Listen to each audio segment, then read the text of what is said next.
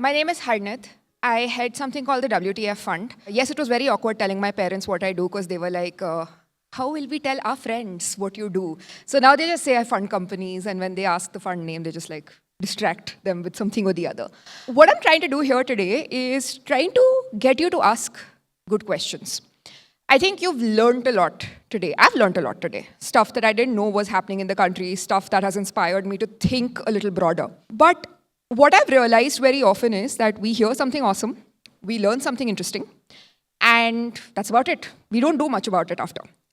And that's why I wanted to talk to you about why questions matter. Now, there's a quote attributed to Albert Einstein, which says that if I had an hour and a question that my life depended on, I would spend 55 minutes of it trying to ask the right question. Because if I had the right question, it would take me less than 5 minutes to find the right answer. I'm pretty sure he didn't say that. But the wisdom still stands, you know. The smartest people in the world are not folks who just talk.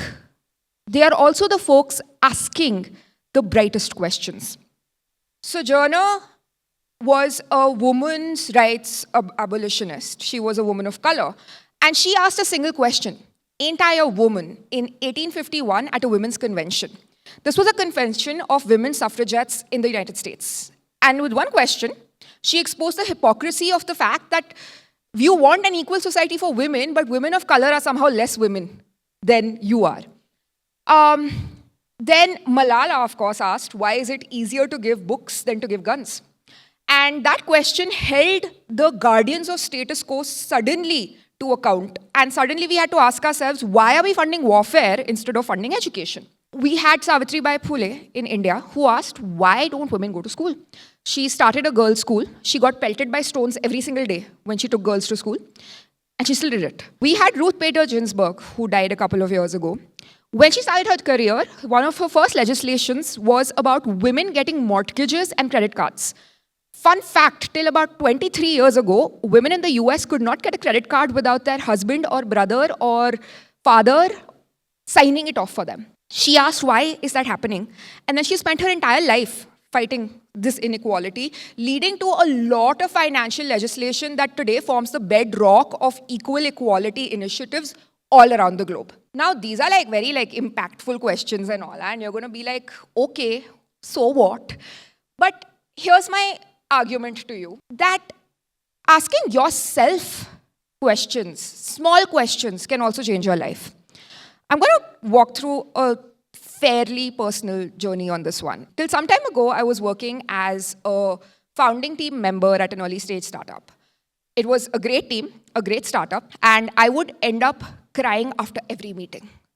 I would have a panic attack before every pitch. I would wake up, see my WhatsApp, 20 messages because half my team was in the US, and I'd just be like, I wish I could go to sleep and not open my eyes up anymore. The one question I refuse to ask myself, though, is, am I okay? And there's a reason for that. How many of you have heard of Pandora's story? So the myth of Pandora is that Pandora was a young woman, and she had a box. And Pandora's box held all the griefs in the world. So if Pandora opened the box, all these monsters would go flying out. But that's only half the myth, and which is what we all hear. The second half of the myth is that when Pandora did open up her box and all the scary monsters came flying out, only one thing remained. That was hope. She found hope at the bottom of the box. And when I asked myself the question, am I really okay? I realized, oh my God, I'm really not okay. I realized that I'm stressed, I'm anxious, I'm depressed, I'm possibly suicidal, and I'm like, oops. Well, those monsters came jumping out. But letting those monsters jump out also meant that I found a bit of hope. I found myself asking, okay, how do I get better? I found myself asking, how do I get help? And I went to a therapist. I went to a psychiatrist. I took medicines. I spoke to my parents. I quit my job without anything in hand, and realized that a question led to a magnificent change in my life just because I could articulate my own worries to myself. And soon after this, I asked myself, what else have I not been asking myself? And I realized I hadn't exercised in years. And I asked myself, what would happen if I did start exercising? That's a very dangerous question for a couch potato like me. So I tied up my shoes, I went to the gym, and I got on a treadmill. And my God, I cannot tell you how badly my ego was impacted. 1 minute on the treadmill, and suddenly I'm done. And I'm like, wow, I'm really unfit. So I had a choice. I could just sit back and not go again, or I could keep asking myself, what happens if you get better? 1 minute turned to 5, 5 to 20. Suddenly, I found myself at the gym for an hour and a half every day, not because someone was forcing me, but because I could feel myself getting stronger. I lost 22 kgs last year, and that was one of the best moments of my life, not because I lost weight. I mean, I look great, I know, but like that's not the reason why. But because I could prove to myself that I could take charge of something in my life, right? And a lot of that came from asking myself the right questions. Soon I realized that as soon as I asked good questions, my life changed somehow. And I was like, damn, if I can do that for myself, why can't I do that for the world? So I started asking questions outward. And that is how I started talking to a lot of funds in India. And a lot of them told me my ideas are too radical because I asked a couple of very key questions. I asked them, why do you call it venture capital if you refuse to venture into new technologies? I asked them, why does a second-time founder who has connections have more right to funding than a first-time founder who has a brilliant idea? I asked them why pedigree is more important than proof of work. A lot of people told me that, oh, your ideas are great in theory, but executing them is going to be really difficult. So I was like, okay, sounds good. How do we get to executing it? So I sent my boss, Nikhil, a DM, and I said, hey, you want to like build something? And he's like, okay, like, who are you? Where did you come from? And that was literally the genesis of the WTF fund, because I literally posed these questions to him and I said, hey, you have the cash, I have the idea, why don't we try and build something? And that led to the WTF fund coming to life. What we fund is really interesting. We started off as a grant, pure play grant for founders 25 and under. We fund deep tech, we fund space tech, we fund biotech, we fund the kind of stuff that other VCs would say, yaar, bahut lamba timeline hai, to exit kaise hoga, kaise karenge. We're like, you come to us, we'll fund you, we'll figure out stuff for you. We realized that we can challenge mainstream VCs by simply being available in the ecosystem. We realize that we are serving the ecosystem better when we ask difficult questions, because that forces everyone to think through stratified thinking that has been the mainstay in the venture capital ecosystem. We realize that asking questions led to meaningful networks being built, because a lot of founders who now work with us as mentors realized that they were dealt an unfair hand and younger entrepreneurs should not have to go through the same struggles they did. We created capital accessibility for founders, that it's okay for us to tell them you need ABC, but when we just shut up and listen to founders, we realized that so much of what we thought founders needed was not actually what they needed. We realized that founders didn't want to hear inspirational stories, they wanted troubleshooting. We realized that founders don't really need a lot of capital, they need ways to execute that capital. We found that founders, they know what they're doing. They just need someone to validate them and to someone to be their sounding board.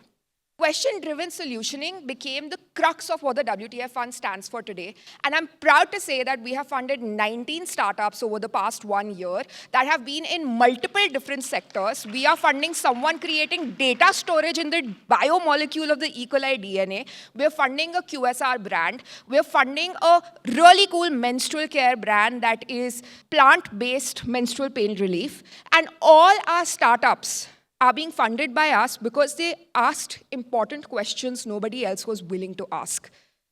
The questions led to us funding them, our questions led to them growing. And that is the fundamental crux of why I think WTF Fund is the future of funding in India. That is where I'm coming in next. How do you ask the right question? Now you'll be like, you put a question mark at the end of the sentence, or kya hai? But there is an art to it. There is an art to asking good questions. And the more you finesse it, I think the more access you get to the right answers, and that leads you to the kind of opportunities that can help you change the world around you. Number one, you have to ask a question in a certain way. Instead of saying, I'm going to fail, aren't I? You need to say, okay, what do I learn from this if I fail? Instead of saying, this isn't going to work, is it? You need to say, how do I make it work? Who do I ask for help? Open-ended questions are the foundation of any kind of growth. And my trick to asking myself honest questions, honestly, is writing them down, because you can't really lie to yourself when you write things down. And it's very easy to lie to ourselves otherwise. The second thing is that you need to identify the right question to ask. A lot of us get stuck in the macros of things or the micros of things. A good question analyzes both. You need to be able to ask, why is this? I'll give you an example from my career, right? A lot of people said, we don't fund biotech. And I was like, why? India has a great biotech ecosystem. And they said, oh, because results take time. Okay, fine. That could have been an answer unto itself. But then we realized a huge part of that limitation was that academic research that was happening in centers like BIRACS and in fantastic universities like IIT Madras was never really reaching industry because of lack of capital. We realized that if we showed proof of concept in how biotech can be converted into a sustainable industry with new technological improvements, we can create a funding cycle that promotes these entrepreneurs. Asking the right question was not about asking how do we fund more biotech. It was about asking how do we bring all these ecosystems together to actually create a new schematic for what success looks like in India. Number 3, you need to ask in a way that invites open dialogue. A lot of us ask a question with a predetermined answer. Timing. Timing is crucial. You ask a question too early, there are no answers. You ask a question too late, you've missed the mark on it. How do you find the right timing? By building trust. Ensure that you create ecosystems where you can ask questions without feeling stupid. A lot of us are afraid of asking questions because we feel stupid asking questions, hence we stay stupid and hence we don't ask questions. It is a true cycle of stupidity. How do you get out of it? By simply saying, okay, I am stupid, now what? One of my core mantras in life is that I try to be the dumbest person in a room. And a lot of people have laughed at me about it. A lot of people have said, haha, you're the dumbest person in the room. I'm like, yeah, that's the point, dude. Like, what the, you know? But what I mean by that is, I always try to create timing for right questions because I do not presume any knowledge. I always presume when I walk into a room, I'm going to learn something new. I always presume when I walk out of a room, I can take that knowledge and incorporate that into my life. Coming in with an open mind about the questions you ask and about the limits of your own ability allows you to be open to the idea that there is more to learn in the world. A lot of us stratify over time. We become cynical about learning, right? We are like, what if I learn something new? How will it impact my life? I'm going back to my 9 to 5 anyway. But that's the thing. If you just choose to be a little stupid and make timing for those questions, it could change your life. And finally, you need to engage the right audience. Some questions you have to ask yourself. Some questions you need to ask your mentors. Some questions you need to ask the people who are impacted by the work you're doing. And some questions you need to ask people who really don't like you. All of these give you some feedback. A lot of us have a terrible habit of asking leading questions to an audience that feeds into our biases. What does that mean? I go to a friend of mine and I specifically ask her, do you think I'm a terrible person? She's my friend. She wouldn't be my friend if she thought I was a terrible person. So she's, of course, going to say no. And I'm going to continue being blind to my own biases about myself. Instead, I go to like a Twitter troll and be like, hey, could you tell me how I could improve? That person's going to take out all their badass on you. They're going to be like, you're this, you're that. It's going to make me feel like trash for a day.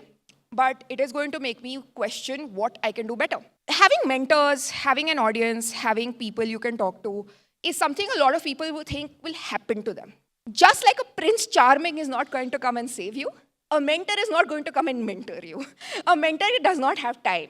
And a mentor is not like a noun. A mentor is actually a verb. You have to go to someone and say, hi, I could do help with help in A, B, and C.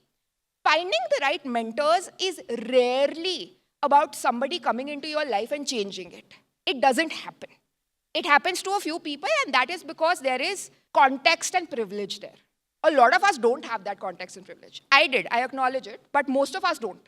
So how do you find a good mentor? You go to someone with pinpoint questions and say, hi, I could do with help with A, B, and C. Best case, they realize that these questions are something they can help you with and continue interacting with you, and you slowly build that relationship out. Worst case, they answer the questions and you move on with your life.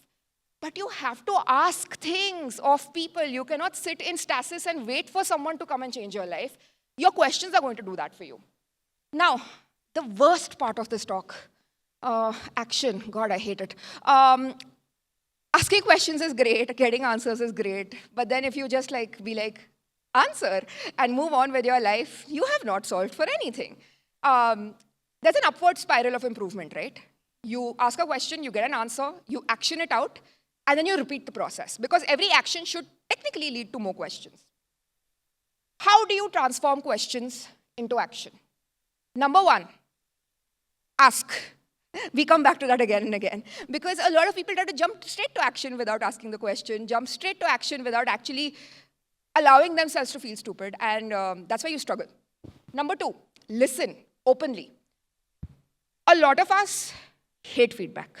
I hate feedback. I critically hate feedback. If someone says I'm not doing a good job, I become a little defensive chihuahua and I'm like shaking and shivering. But I learned over time, you gotta take feedback and you gotta take it in the kindest sense possible.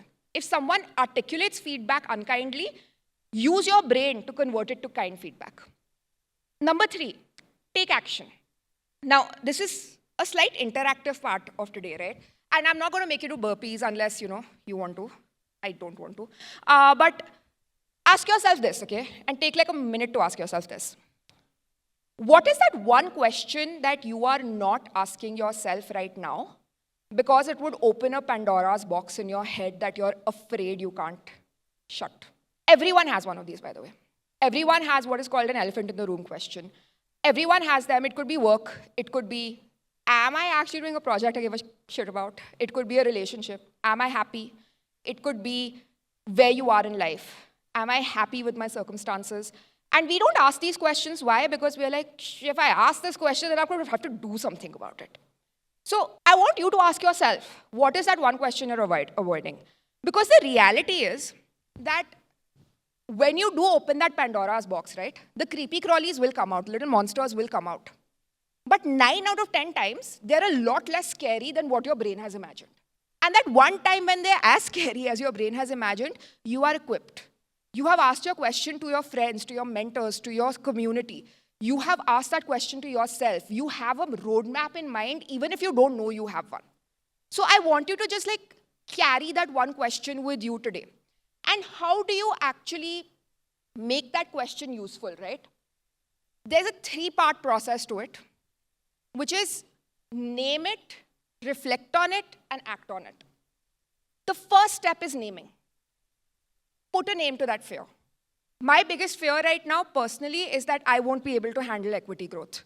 I haven't done large-scale equity funding before, and I'm terrified of it because I've always had a boss over my head checking my investment memos. Suddenly, I'm the boss, and I have never done this before, and I'm terrified of it. Reflect on it. If I don't do it, who will? And hence, I must do it. And how do I do it? By learning. I started this fund without any venture experience. So my team would ask me questions. I would go home, I would study, come back and answer their questions. So I already have a process in place. Just because I'm scared of a larger challenge doesn't mean that I cannot overcome it. And finally, act upon it, which means I'm going to sign my first check tomorrow, and I'm really scared of it. But that's the thing. You have to go through this 3-step process again and again. Name it, reflect upon it, act upon it. The question that you ask yourself, right, your Pandora's box question, sit with pen and paper today and be like, okay, if I named it and if I thought about it, what would the action be? And take that action. The smallest step that you can take. The smallest step could be applying for a job opening that you've been thinking about for a while. It could be lacing up your shoes and going for a walk. It could be having that difficult conversation that you've been avoiding. Just saying, hey, I think I need to have a conversation with you. The action doesn't need to be complete. It has to be an action. Because once you set that motion into play, the rest of it kind of happens by itself. It's that first moment that takes hesitation, and that is what this framework can solve for. I'm going to leave you with a habit I picked up when I was maybe 20. I'm 30 now, so it's been a decade of doing this. I wake up every morning, and I open my notes app before I open Instagram, which takes a lot of practicing because I love Instagram, and I write one question down. It can be anything. Today's question was, can I increase my lat pull downs from 40 kgs to 43 kgs in the next week? Now I'm going to think about it. Are my scapulas actually strong enough? Does my back have enough muscle? And then I'm going to act upon it. I'm going to put the plate to 43 when I go to the gym tonight, and it's probably going to hurt. But I'm going to try, I'm going to keep trying. I'm going to go back to 40 kgs, then I'm going to go to 41 kgs, and I'm going to keep actioning upon it till I reach that point. This is a small example, but daily questioning has become one of the things that has changed my life so meaningfully, because every morning I set myself a small, achievable task that I can question myself through. This has built a muscle in my head that allows me to ask pertinent questions at work, in my life, and actually get opportunities through it. If I hadn't learned how to question effectively on a daily personal basis, I probably couldn't have questioned on a professional basis or on the stage in front of you. It was simply the fact that it was practice that got me to a point where I can keep doing it consistently. I can be that really annoying kid in the room who's like, why is the sky blue? Why is the water wet? What is this? What is this? My parents hate it to date. But I think it's a superpower, and it has changed my life for so much better over the years. And I hope you try and do this too. Ask yourself one question a day, and ask yourself, what would it take to turn this question into action? And yeah, that's the crux of it, that growth is a process. Growth is, again, not a noun, it's a verb. And growth requires curiosity. Because at the end of the day, unless you're curious, you're never going to allow the world to become bigger for yourself. You will stay a small fish in a small pond. The moment you start allowing curiosity to become your daily driver, you're going to suddenly realize that the world is so much bigger, sparklier, more colorful, more exciting, more ambitious, more adventurous than what your little bubble led you to believe. It's going to take you on journeys that you would not have imagined for yourself, and it's going to push you, because curiosity does kill the cat, but curiosity can also make you live your life better than you could ever have imagined. So go ahead, ask yourself a question today, ask the person you love a question today, and most importantly, put a question out into the universe, especially one that you're terrified of, and watch how it answers for you, because like Kirtika said, the world does conspire to make magic happen when you actually put something out into it.